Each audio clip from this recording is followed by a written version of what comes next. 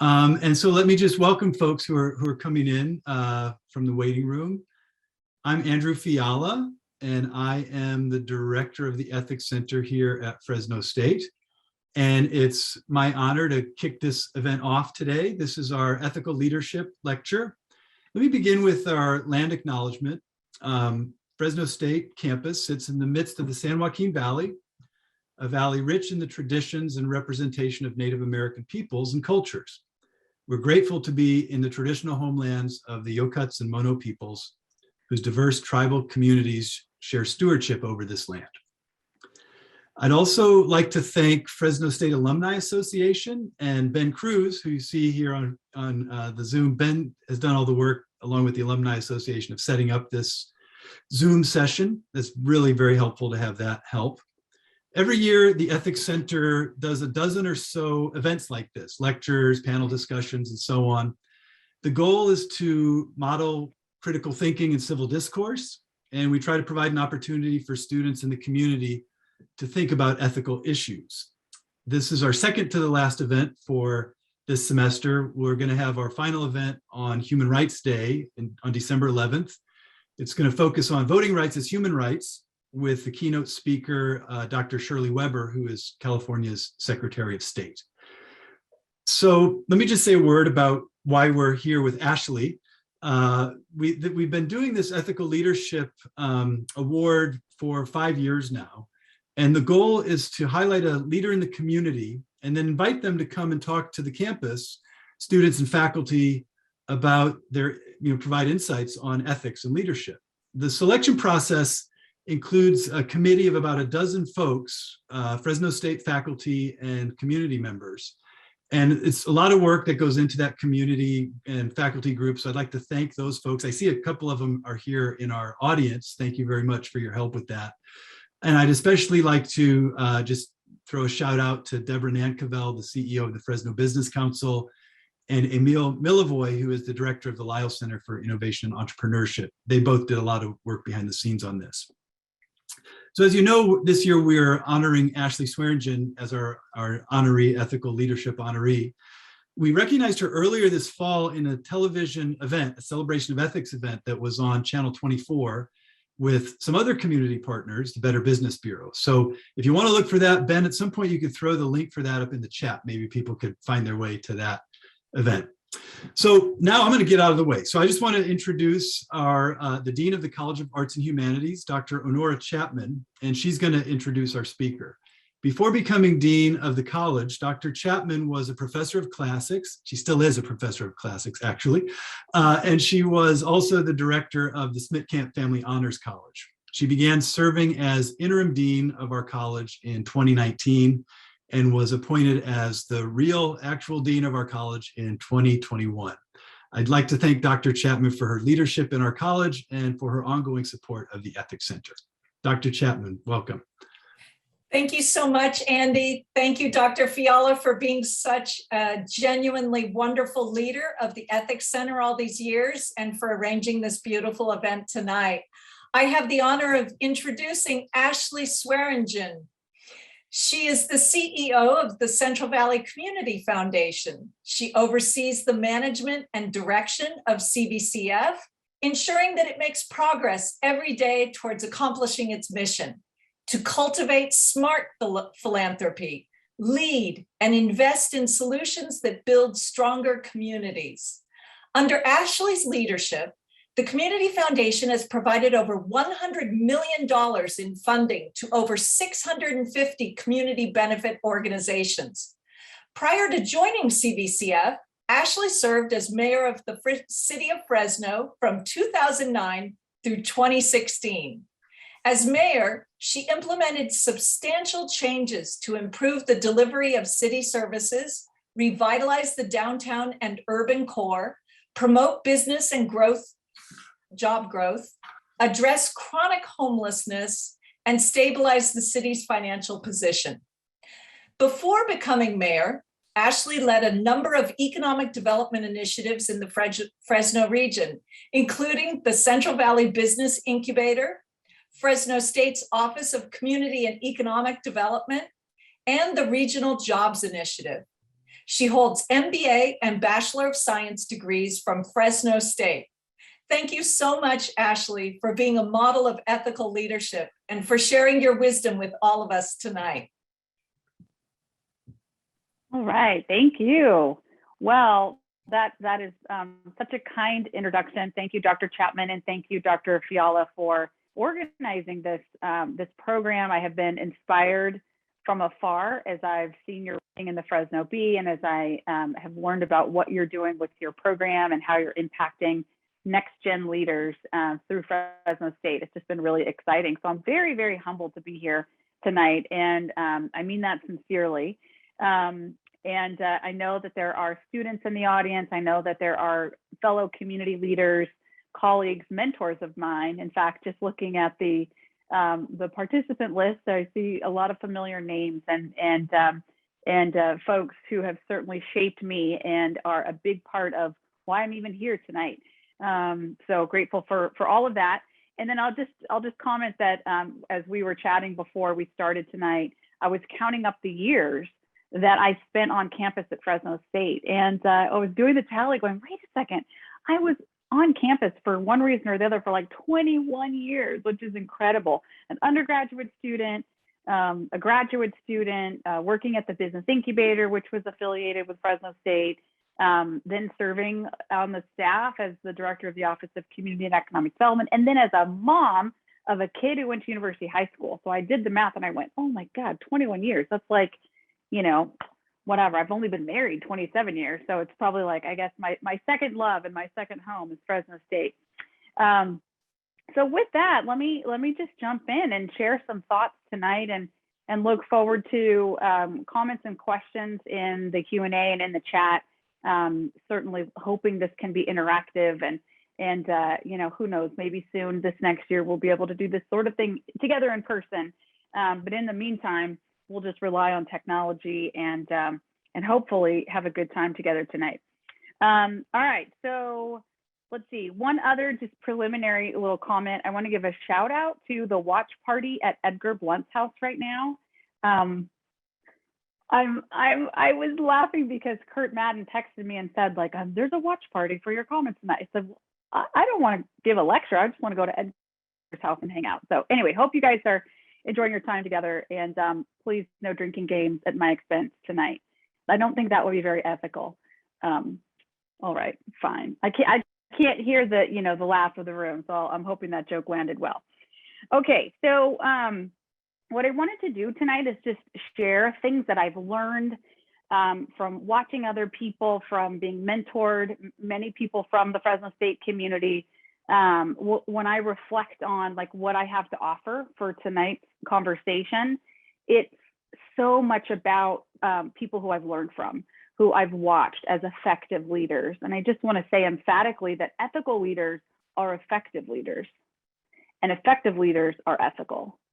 This whole title of this conversation tonight, for me, in thinking about and talking about ethical leadership, it is not a sort of pie in the sky romantic view of, you know, how to be this sort of, you know, I don't know, righteous person in any way, shape, or form. To me, this conversation, I come to it thinking about what is the most effective way to lead, to have an impact, whether it is in a nonprofit organization, in the community, in the region, in a private sector enterprise, in an institution like Fresno State.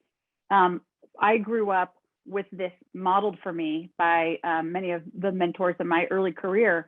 Those who were most effective in their day jobs were the most ethical people. And I'll reflect on that as we go through the night. So let me just put that out there. Ethical leadership is effective leadership. You know, I think about how I wish I could have been a student in Dr. Fiala's class, and how I wish I could have been more formal in my education and training and understanding philosophy, et cetera. But, you know, I have had a very profound impact in my life. Her name is Deborah Nankiville. She's the only person besides probably Dr. Fiala who I've ever known that studied philosophy and as an undergraduate. And, you know, when I met Deb in my early to mid 20s, the person who had just finished a business degree at Fresno State had a very practical view of life and was like taking my accounting classes and my marketing classes, my management classes. for sure had some amazing ethics classes. Dr. Jones, I see Dr. Jones is on the line tonight. You know, got to see a little snippet into her world with a class or two, but really didn't get exposed to the overall study and work of philosophical understanding and ethical leadership. And I'm just really grateful that people like Dr. Fiala exist and are, in fact, training the next generation of students and leaders. Because as I mentioned, I felt a little deficient in that area, but I thankfully had just incredible teachers in my life. So my comments tonight really come from just a practical point of view and what I've learned and seen from other people, and hopefully can pass it along to you and shortcut your journey in appreciating and understanding effective leadership as an ethical leader. So I have 4 things that I wanted to share, and I guess they are truisms or axioms, I would say, of ethical leadership. And the first is this: ethical leaders know that the truth is always your friend. The truth is always your friend. Now, sometimes it doesn't feel like it right up front. Let's be honest about that. But an ethical leader, I believe, your feet must always be firmly planted on the truth as best as you can know and ascertain, and assess with the help of other people with objective and critical opinions about what is the truth, like interrogating what is the truth. Like, that is always a starting point for an ethical and an effective leader. If you think about it, there's no honesty, there's no transparency without truth. So it's the foundation. And, you know, I think when I reflect on where I saw that modeled most in my life, and I think why it was so foundational for me is my mom, who couldn't join us tonight. But I think about the way she modeled that, and simple things like she would sit at her desk. Holidays would come around. I have an older sister, who's 2 years older, and my mom would write down to the penny every little thing she was planning to buy or did buy for my sister and for me for the holidays. Or, you know, if there was, you know, the next season of school was coming up, and just wanted to make sure she was so honest and truthful about fairness for her kids. And it was like, it sounds kind of simple, like, oh, you know, maybe that's not such a big deal, but for her, it was everything. It was everything. It was, she would defend the truth to her best ability with every ounce of her being. She was an American history teacher. Pardon me for getting emotional. But my mom is just a special person in my life. And I certainly wouldn't be here without her and her presence in my life. So as a public school American history teacher, she would go on and on with her students and with my sister and me at home about just about this pursuit of what happened, what is the truth, how do we know it's the truth, etc. And now I can fully appreciate that there are so many different ways to define truth, and I'm sure that's the subject of at least, you know, one entire semester of teaching for Dr. Fiala. But I just grew up knowing that there was something out there that was certain, to the best of our ability as humans to assess that, and that it was objective, and that it was in fact the foundation for the way you live a productive, healthy, effective life. I remember little things like, and I don't know, I don't know why in the world my mom and even my dad would say these things out of the blue, you know, things like, don't ever mess with the IRS, you know, like always be honest with every single penny, you know, just, you kind of probably get the impression at this point that was just foundational. It was like the paint on the walls in my house. It was just everywhere. Growing up, that there was something called truth, that it was important to find it. It was important to defend it. And even if it didn't paint you in, even if it was uncomfortable, even if there was a sacrifice to be made to understand what that truth was, that it was worth it.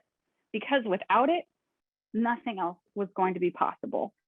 When I think of probably the times, and I grew up in the South. I didn't mention that yet. Born in Texas, raised in Arkansas in the 70s and 80s. So like back then, it was very much a like spare the rod and spoil the child kind of environment. So I've experienced corporal punishment, and when I did, it was because I lied about something. It was never the crime. It was always the cover up. So I'm going on about that point, but I really hope that you can hear that, like, it's just foundational. What is the truth? Find it, defend it, partner with other people who are looking for and searching for the truth, whether that's in your nonprofit organization, whether that's in your private sector enterprise, your family, etc. Fast forward many years and in serving as mayor of Fresno, I can give you just an example of, how this was so, how this guided me and my work with the city's finances. So some of the students on the call are too young to remember this thing called the Great Recession, but it happened, and it was just last decade. And the city of Fresno was not well positioned to endure just plummeting revenues and skyrocketing expenses. So when those kinds of things happen for any organization, your revenues are going this way, your expenses are going this way, like that's not a good thing. And when I took over in 2009, it was just the beginning of a series of bad reports about property and sales taxes, revenues being down, et cetera. We ended up doing, I want to say like 12 or 13 or 14 budget cut processes in an 8-year period of time. In normal circumstances, you would do like 1 budget a year, so 8 budgets. But as mayor, I think I did like 14, because in 1 year alone, we just had to keep cutting. We get updates on property and sales tax. We figure, oh my God, we still haven't cut enough. So anyway, it was a very painful process to go through for everybody involved. It impacted residents, our service levels. It was like nothing about it was fun or good. And there was a lot of tension around whether or not my team and I were being honest about the city's finances. And of course, here I am, like, soldier for the truth and like objective facts, and like, here are the numbers, and like everyone can see them for themselves, and like this is really plain, and so we're just like, put it all out there, all of that, put every bit of information we can put out there in a digestible way for the residents of Fresno, for our stakeholders, like our employee groups, our unions, et cetera, the city council. Like, let's just kind of go full Monty all the time with the math of the city. So that's what we did. And I remember one occasion where, this was probably year 3 or 4. So, we had already done like, at least 5, 6, 7 rounds of budget cuts. I don't recall. But we were just scraping the bottom of the barrel to try to find ways to cut costs and try to protect critical services and all this kind of stuff that you have to do in a public agency when you're managing something like this. And we were really struggling with one of our bargaining groups, and I won't mention which bargaining group because it doesn't matter, but probably if you were following all these discussions at that time, you could probably guess. Anyway, this particular bargaining group was just swearing to the press, to their members, to everybody that I was hiding the money, and was like things like, no, she's got a slush fund, and the money is in a bag under her desk. Like we used to always joke about, like, all of these rumors were out there that somehow that we were not being truthful with the money. And so this is after multiple rounds of public meetings and, bearing our souls and having our auditors be available to the public to interview them, all that kind of stuff. Anyway, we finally said, like, look, if that's not enough for you, like, to this bargaining group, you bring in your own accountant, bring in your own folks. You do like, if we're missing something, if we're hiding any information, if you think there's another way to deal with this mess that we're in, please, by all means, come in and be a part of, like, taking this information apart. And so they took us up on that. My city manager at the time was a guy named Mark Scott, who was just an incredible public servant and a very experienced city manager. And so he met with this bargaining group, and he's like, hey, tell you what, come on in. So this bargaining group hired their own forensic accountant, and we turned over all the information to these folks. And they went through fine-tooth comb, hearing from their client, there's just piles of money everywhere, go find it. So they went through everything, these forensic accountants, and they came back and they told their clients, the bargaining group, like, hey, actually, it's worse than what they're telling you.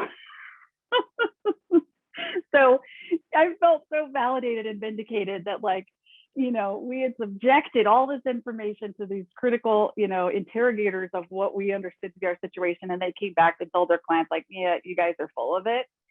Actually, it's probably a little worse than they even realize. Like, this town's about to go bankrupt. So anyway, all that to say, this particular bargaining group didn't necessarily affect their actions, but it gave us as a leadership team at the city, for our other partners who were watching very closely on how we would handle the situation and whether or not we would, you know, resist bringing in outsiders to evaluate our financial situation. It gave them confidence in what we were doing, and you know, it just there honestly, there's no other way to proceed with something like that. It's just full and complete honesty and transparency, which again, it's all about the truth. So anyway, that's kind of point number one. Ethical leaders know the truth is always your friend. And that was a really painful experience for everybody involved. And somehow we got through it. We managed to avoid municipal bankruptcy at the city of Fresno when several of our peer cities did in fact declare municipal bankruptcy, which is just the worst. I mean, you think on retirement commitment, it's a really bad deal to go bankrupt. And we were trying to avoid it at all costs, and we were able to do that. So anyway, the truth is your friend, even though sometimes it smacks you in the face first. All right, number two. And it's related, obviously, all these things are related, but ethical leaders don't take shortcuts. Like they just don't take shortcuts. They assess the work, they figure out where they're going to go, and they communicate honestly about it. They try to resource the journey as best they can, and then they just like they head down that long and difficult path if that's what it's going to take to get the job done. Again, here I draw inspiration from my mom and dad, who probably said this a million times to me, like, don't ever, ever, ever play the short game. It's always about the long game and doing the hard work that's necessary. And don't shy away from whatever that workload may look like. Because in the end, shortcuts will affect your ability to actually get done what you're trying to get done. So it might seem tempting in the immediate term, but it's ultimately not going to serve your purpose well. When I think about maybe just kind of an example of how that played out when I was at the city, a big part of why I wanted to run in the first place was to figure out why our community had let more than 2/3 of its census tracts fall into disrepair and to disinvestment. And at the time, like kind of as an early community development leader and somebody was still in the learning, trying to figure all this stuff out, you know, a lot of what I would talk about as a candidate and then as mayor was downtown revitalization. But downtown was not just about the, you know, couple square mile area that is our central business district. It was really, for me, a pursuit to understand not just downtown, but the neighborhoods that surround that downtown, that are historic, that were built before World War II, and not just those neighborhoods, but the next ring out, and not just those neighborhoods, but the next ring out, and so on, to the point where now today, 2/3 of Fresno's neighborhoods are at or are in a state of disinvestment. And the city has the second highest concentration of poverty of any other large city in the United States. Might have slipped to 3 at this point. We used to be the first. And so for me, it was just like, what is going on that the market and that the conditions in Fresno just keep running away from the problem? Like, why do we never stop and ask ourselves, you know, what's going on in the urban core, which today is very broadly defined as, you know, the city of Fresno's boundary south of Herndon? Like why can't we get our arms around creating an environment where reinvestment happens and we take care of neighborhoods instead of like building new ones and leaving old ones behind? So now, of course, you know, many years into this journey, I realized there's a whole lot to why that happens and what we have to do to stop it. But at the time, in the early years of, first running for office and then serving at the city, you know, I sought expertise from people who had revitalized in other communities, et cetera. And boy, people made a real long list of things that were wrong in air quotes, wrong with Fresno, and that we're blocking reinvestment in, this big, huge swath of the middle of our city. And they were like, listen, your policies are out of whack.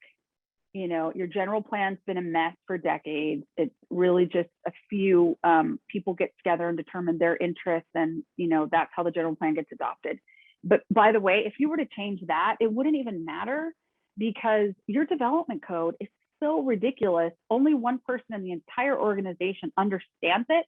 It's more than 60 years old, and if that person ever takes a vacation, or like God forbid is sick, like the whole business of the city has to shut down as it relates to like understanding, projects through the development code lens.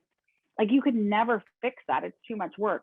And also, if you did fix it, who would even care? Because then every parcel, tens of thousands of properties in the city of Fresno would be out of compliance with your new development code. And you don't even, who even cares about that, because your policies are all mixed up. So honestly, it's just a big mess. There's nothing you can do besides like wave your arms around on the sidelines and try to do a few projects in downtown, and like that's the way it's going to go. So I was like, okay, let me get this straight. We need to update our general plan and totally change the policy. Yep, that's what you got to do, but you'll never get it done. It's just too big of a lift, and it's in the middle of a great recession. You don't have the money to do this. This stuff costs a lot of money from consultants. All right, fine. What's the next thing? Well, then you have to go through and rewrite this ancient development code. And it's, by the way, if you stack all the volumes up, from floor to here, it'd be like, 6 feet tall. The development code is like so out of whack. You could never deal with that. Oh, and then you'd have to rezone the whole city, or else individual property owners, you're putting a burden on them, but you're creating development regulations that don't align with their zoning. And then if they ever want to go change their parcel, then they have to pay to get in alignment with the policies you passed. So like you're putting a huge burden on them, and you could never get property rezoned in the city in any sort of systematic way. So good luck, just live with the results you have. So loving a challenge, and knowing apparently had enough influence from others in my life to realize that like, you don't take shortcuts. You don't try to throw a Hail Mary and like, maybe we could get an IKEA in downtown Fresno and then we'd be fine. Like, all the ideas of like how to, and, overnight turn your downtown around. I know, we just need a, NFL team. We've heard that in Fresno. Oh, how about a Bass Pro? We had that for a minute. If we just had an outlet mall or IKEA, all of this hard work could be shortcutted, and we could just land in a position of success. So knowing that these shortcuts were not going to work, we said, no, whatever it's going to take, we're going to do it. So we started in 2009, and we went through those 3 major policy, regulatory, and zoning documents and changes. And it took the full 8 years. The final piece was enacted in all in, including additional community plans and neighborhood plans we developed. It finally adopted in December, my last meeting at the city of Fresno, December of 2016. So every minute of every day, of every week, of every month for 8 years, our team pushed and pushed and pushed and pushed and pushed. And we got all 3 of those things done. And when I tell people around the state or around the country, like, oh yeah, in Fresno, we did, all of these things culminating in a citywide rezone on February 14th, Valentine's Day, 2016. And not one person was in the council chambers in opposition. I think we just wore everybody out. When I give people that breakdown, they're like, no, that doesn't happen. I'm like, yeah, no, that's what we did. And anyways, a lot of work. But you know what? Today, this very day, our community is positioned to attract hundreds of millions of dollars of public investment. Because why? We can now say to state funders, to federal funders, this place is ready. We've done the work. There are no more barriers. This place is an open vessel for investment, and it is smart to invest your taxpayer hard-earned dollars in this place because all that spade work was done. No shortcuts. We took the long road, and it's going to pay off. And as I often said to my team, I didn't start the journey of revitalizing the urban core in Fresno. I give credit to Mayor Autry for that. I didn't finish it. Hopefully Mayor Dyer has a lot of huge wins while he's in office. And, it's going to be probably an ongoing journey past his time in office as well. But for the middle part, being committed to the hard work, Like, got to do it. Got to do it. There's no shortcuts. And, you know, honestly, even if the shortcuts, you thought that there might be workable in some way, it's not going to serve you well. It's just not. So, all right. So that's point number 2. Related to that, in fact, even you might say a 2B here, but I'll call it number 3. I think ethical leaders understand that the ends don't justify the means. They can't, and they don't. And I'd probably love for all of you to think that I'm a super righteous person who just like goes, oh, and like ethical, they will. Probably those of you on this call know me, but that's not it so much. Maybe in a good day, but not every day is a good day. But I really am just trying to relate to you what is most effective and what's lasting, what's actually going to get you results. And this is what I know, that if you have the mindset, which we see so often in the political realm, that like the end, what you're trying to correct, or the legitimate, especially in this day and age, I see so many folks who are raising legitimate concerns and like so anxious to see different outcomes and that sort of thing. And they make the mistake of going about addressing those injustices and the things they're trying to change in a way that trips them up. And it ultimately undermines their entire pursuit. This is actually, like, I actually kind of grieve this a little bit because I do so across the country. I have friends and community development circles around the nation, and certainly throughout California. And some of my favorite, brightest, most talented leaders who are accessing power for the first time, sadly, who represent communities who have been historically excluded from influence and resource and power. And I see that shifting, which is like the most exciting thing I can think of. And a few of them, certainly not everybody, but a few of my good friends and colleagues from across the country, I see them feeling this pressure to get that kind of quick fix, or to, frankly, to power broker in the way that they have seen traditional historical power brokers, who they actually would be the first to say, man, that is exactly who we don't want to be. We don't want to be the next generation of self-serving power brokers in our community or whatever. And yet I'm kind of seeing that. And I'm sad by that, because I get it. I get just wanting, I get it. I get just wanting to see the change and thinking that you could skirt the rules or you could violate the things. And maybe it just seems a little bit administrative, like, yeah, who's going to care about this little thing or that little thing? And I'm just telling you, it's going to trip you up in the end. You can't take that approach. And as much as you want to, and as much as you feel entitled and righteously entitled to using the same tactics that you have seen other leaders who have perpetrated harm, as much as you want to just like see that fixed and changed, don't reach for the same tool. Don't do it, because it's going to undermine your whole cause and you're going to be set back. If it could work, I would tell you, yeah, do it. End justifies the means. If it doesn't work, so don't do it. Don't do it if you care about your cause, and I know that you do. The next thing I want to mention is just this whole concept of steward leadership and the concern for the whole. And this is, this is a really special concept to me, because I think it's so uniquely Fresno story. And I know there are folks on the call who advised Andy and his program, and Dick Johansson and Deb Nankivell and Ken Newby and former university president John Welty and Alan Perot and so many others who I watched in the mid to late 90s. I watched them challenge status quo business leadership in Fresno.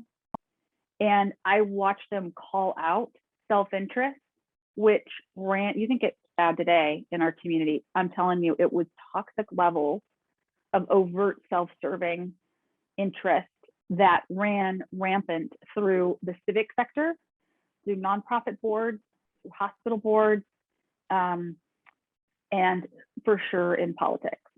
And it was like people weren't even embarrassed about it or trying to hide it. Because I think it was the culture. I can honestly say, I think there were a lot of people who weren't necessarily bad people. It was just the culture, and it was just what you did. And then there were these voices, these, I call Deb Nankivell our like air purifier in the business sector. Kurt Madden's on this call, likely also somebody I would put in this category. Like, you know, an air purifier, which we're all now so familiar with, because whether it's COVID or the wildfires, you know, you're thinking about like the air purity in your house or your room or whatever. And you can buy these devices that just like suck the smog and dirt and pollution and germs out of the air. Though for me, those people who I just mentioned, that's what they did, is they just stood. They were present. They were vocal. They spoke out. They challenged political leadership. They challenged their own. In political terms, we would say it this way: they challenged their base. I mean, if you're going to go challenge somebody, punch somebody in the nose, of course, metaphorically speaking, who is your political opponent, kind of like, who cares? You don't get credit for that.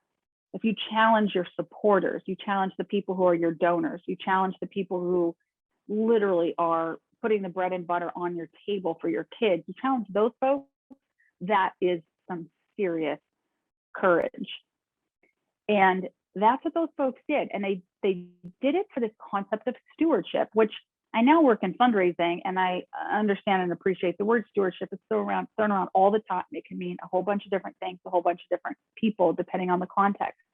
In the context of Fresno and ethical leadership and the changing the civic culture of Fresno, it meant this. It meant you better be looking out to the best of your ability. You better be looking out for the whole community, not just your one point of view. And I'm seeing Ben's reminder that we're being recorded here. I think he thinks that I'm naming too many names and calling too many people out. It's okay, Ben. I got it. No, I'm just kidding. He was doing his job. Anyway, stewardship, looking out for the whole, W-H-O-L-E, the whole. Now, fast forward, so I'm just around these people, you know, and Deb's talking about stewardship all the time. I'm like, oh, I learned a lot from it. I don't think I had exposure to that kind of thinking. You know, I was never confronted with this sort of battle of single interest or whatever prior to meeting and hanging out with all these people who were talking about civic stewardship and its importance. So I'm just around it, et cetera, kind of absorb it, probably by osmosis, sort of take it in. Then I land at the city and I'm in politics. I never anticipated being in politics. And then I'm like, oh, this is what a single interest is. And again, not bad, important. People, there are a lot of times when any one of us have one single interest in mind. And I'll give you an example of when I am a single interest person when it comes to championing the cause of Fresno and the Central San Joaquin Valley with the state, with the federal government, and with donors. And that is my single focus and purpose. Good luck, Bakersfield. Just kidding. I do try to stick up for the whole Central Valley. But, you know, good luck, Lansing, Michigan. Good luck, San Francisco. Like, that's not my interest. My interest is this place, and I will do everything I can to champion this one place. Now, that is true. A lot of folks have legitimate single interests. Again, think about a labor group. Think about a homeowners association. Think about, oh gosh, you know, a PTA, parents sticking up for kids. Think about an elected official who's just thinking about their one jurisdiction. Like, being a single interest isn't a bad thing, but I think that ethical leaders, when given the responsibility for the whole, they create space for all of those single interests to come into the fold, but they ultimately maintain responsibility to be accountable to the entire community, to the entire business, to the entire nonprofit, to the entire you fill in the blank of the organization. And I think when I ran for mayor in 2008, I wasn't in politics before, but I, kind of naturally developed some political allies, people who, thought like, oh, we think she'll represent our point of view well, et cetera. You kind of have your political base, right? And I remember when I first started having to challenge my political base, and it was a little bit rough at first until I realized, like, okay, if I don't do this, given the role that I'm in, if I don't make space for people who don't normally have voice on this issue, who are disproportionately impacted by it, even if my base doesn't understand, if I don't create a space for all these parts to come together, nobody else is in charge of that. Nobody else is responsible for it. So it's not like it's not like a self-righteous thing. It was just oh, that's the role. That's the role. So, if you think about being in leadership in a student organization, or even just being, an entry-level worker in your first job out of college, like, if you assume a level of stewardship and responsibility for more pieces than you're directly responsible for, you're going to gain trust. You're going to gain access to influence more, because people will see that you know how to, or you create space to carry other people's points of view besides your own interests. Okay, last point, and then I'm going to land this plane, because it would be great to maybe take some questions or get some reactions from you guys in the Q&A or in the chat. This point is one that I would love to be able to say that I have known my whole life, and it is not true. This is something I have learned more recently, and yet it's like super invaluable. Ethical leaders listen to their critics, and they have honest conversations with them. That was not always modeled for me, I wouldn't say, in my life, certainly not in politics. It's not the culture, it's not the norm. I'm not suggesting there aren't elected officials out there who don't work really hard to do this every day, but just in general, sort of the culture of a political environment is you just work really hard to convince people to be on your side. And then you try to silence anybody who's not on your side and make this voice louder so you can maintain power. You think it's so that you can affect the change that you want. But really, sometimes it's just about you wanting power. Honestly, right? So I think what I learned, because being in a political role, it wasn't easy, it wasn't fun, and I don't think I was gracious about this, and I don't think I really started to get this until the last maybe couple years that I was in office, and then since then in the work we do at the Community Foundation, I started to discipline myself and my team, that if our sort of worst political critics, whomever they might be that particular day, whatever they were saying on the radio, this is before the tweet storms that is today's world, but still a little bit of that too.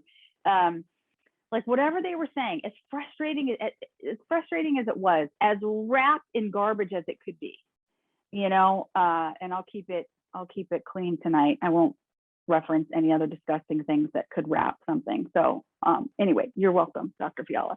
But as much junk as could be on the external part of this point, if there was a kernel of truth in there that was legitimate, even if we didn't like who was saying it to us, we had to listen to it. We had to listen to it. And it was just like a discipline, like a personal will for all of us working together. It was like a personal willpower to choose to hear. And we used to say, strain your ear, listen to what they're saying. Don't listen to the stuff on the surface. Listen to what's underneath it. Is there anything here that we need to hear? It was like finding the pony, and I've since learned, obviously that is a pretty well-known management or leadership technique, but I just don't think I really got that until I was really challenged to hear something. I so desperately wanted to see this particular outcome. I wanted to see this particular project get a green light. And I was getting a lot of opposition from people who I thought, like, why don't you see that you should want this? You know, of course I could justify, like, no, you want it. You should want what I want. And, you know, we were just really at odds. And I was like, man, I got to hear it. I got to hear it. I got to hear it. And it has been such a powerful lesson for me to learn. And one I'm still learning, of course, and will probably be working on for, you know, the rest of my life. But I think effective leaders are ethical leaders, and I think ethical leaders listen. They listen to their critics. In fact, they seek out the critique. They seek out the harsh and legitimate critique, and they listen to it, and they make their teams listen to it, and they put into practice whatever they need to put into practice that critic or opponent is bringing. So let me close with this. You know, just in reflecting on our time tonight, and, you know, gosh, you cannot be alive in our country today and not just be surrounded by conflict and crisis and things that I keep thinking to myself, wait, is this a middle-age, am I having a middle-age crisis, or is this like everyone's crisis right now? I'm in the like midpoint of my life, probably just passed, and I'm like, oh my God, so many things that I've taken for granted in our democratic society are really fragile, and they're in question. I don't know which way things are going to go. It's that serious to me. It's that serious. But I ultimately am an optimist. And as right up to the brink, as I think we're getting, certainly in my lifetime, I know I was speaking with someone last week who was like, no, like the civil rights era was this, you know, this intense, it felt just as fragile, et cetera, but I wasn't born yet. So I'm post-civil rights era.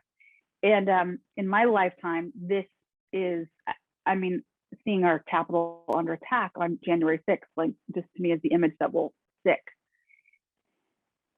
And it seems pretty dark out there, you know, but I think what this class is about, I think what this program is about, I think what the work is that's going on in the greater Fresno area and the central San Joaquin Valley, that I now see as actually having a direct impact on other communities in California, and even up to the state level and reflected in state policy, like the local level, the regional level, where we are right here, we can still bridge differences. You know, we can still talk to each other. We can still reason with one another. We can still work really hard to find people who don't think like we do, who have different life experiences than we do, who have different opinions of what the future should look like than we do. We can still do that here. We can do that in Fresno. You can do that on the campus of Fresno State. You can fight for that space that actually is, to me, the foundation of our community, our local democracy. And as you do that, you can know, like, if we can find it here in Fresno, we really can be a model. I think many on this call would argue we are in some ways. Like what happens here can affect the region, can affect the state. Our state has a huge impact on our nation. So all of that to say, when I think about the next generation of leaders, when I think about after me as a Gen X, or the millennials, the Gen Y, the Gen Z, like my kids, I am confident. I am confident that things will turn for the better. But what I want folks to know today is, just because we see this nastiness that creates no space for reconciliation, turns up its nose in disdain for people who seek compromise, is dismissive and punitive towards people who have value for finding differences, bridging differences. That's our current political climate nationally, maybe even, I don't know, statewide. I wouldn't say that so much about California, but for sure nationally. We don't have to follow that. We don't have to partner with it. We don't have to subscribe to that point of view. We don't have to sanction it. And we can actively seek to value something different in our own neighborhood and in our own city, on our own university campus, on our own school campus, in our own business, and our own nonprofit. We can value something differently. We can value reconciliation. We can value finding paths forward together. We can value bridging differences. We can do that here. We don't need anybody to give us permission. We can choose it. I think we are. I think we're doing that in Fresno. I'd like to believe that we are. I think we could do it more. But I'd like to believe that we are. Let me jump in and just before we run out of time and see if there's we can if folks have a comment or a question they want to put in the Q&A in the chat.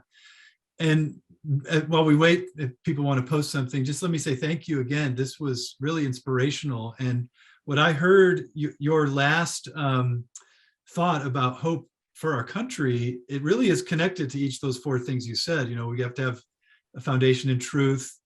We can't take shortcuts, right? We have to look for the whole instead of self-interest, a kind of moral courage that you talked about, and that, you know, we can't be the bullies that we're trying to fight against. I mean, I think you're right on. And that's a recipe for success in our country. We need to hear that message. I'm kind of stalling while I'm waiting to see if anyone puts something in the Q&A or the chat. And I also wanted to thank you for your how you started out with the heartfelt, emotional moment with your mother. And you know, I think there's something to this. Maybe just invite you to make a further comment about this. That I mean, this stuff is deep. You know, I mean, ethics is about how we live and who we are, and how we present ourselves to the world. And the kind of seriousness that runs deep in the heart. And I heard that in what you were saying. Do you have a response or a further comment you want to make about any of that? Well, thanks for saying that. And I think it kind of ties to the you know, my very last comment, and that is like, there's just a lot of things that that maybe we have all taken for granted, that we don't have that luxury any longer. We don't have that privilege. And I absolutely agree that sort of the view of ethics of, like, you know, who you are, how you show up, and the value you have for other people. You know, the thing about Fresno is such an amazing place, and so many different cultures that are here, like that gets expressed in hundreds of different ways across hundreds of different cultures. So in our community, so like, this is such a cool place to have these conversations. And I do think it's like, you know, I would just encourage students, like, you may never really thought about it before, but like, yeah, the way grandma raised you, like, oh, that's what that was, you know, like what sort of, you know, what's the thing, like I said, it's just always kind of been with you, like the paint on the walls. Pay attention to it, like grab onto it, be like, oh, that's my unique sort of DNA that I'm bringing to this conversation about ethics in my community. I see Peyton Hobbs has posted something that might give you something to think about here about compromise and how does compromise work? How important is it? The question says, do you think that compromise is a crucial aspect for all ethical leaders as they're working together to make legislation? How does compromise function in all of this? Well, so I lately, like, compromise and what there are foundations that you can't compromise. Many of the community groups that I work with at the community foundation, they say, like, hey, don't ask that of me, don't to this and to me. So I think there are things that were individuals and representatives of organizations we're not going to let go of. I think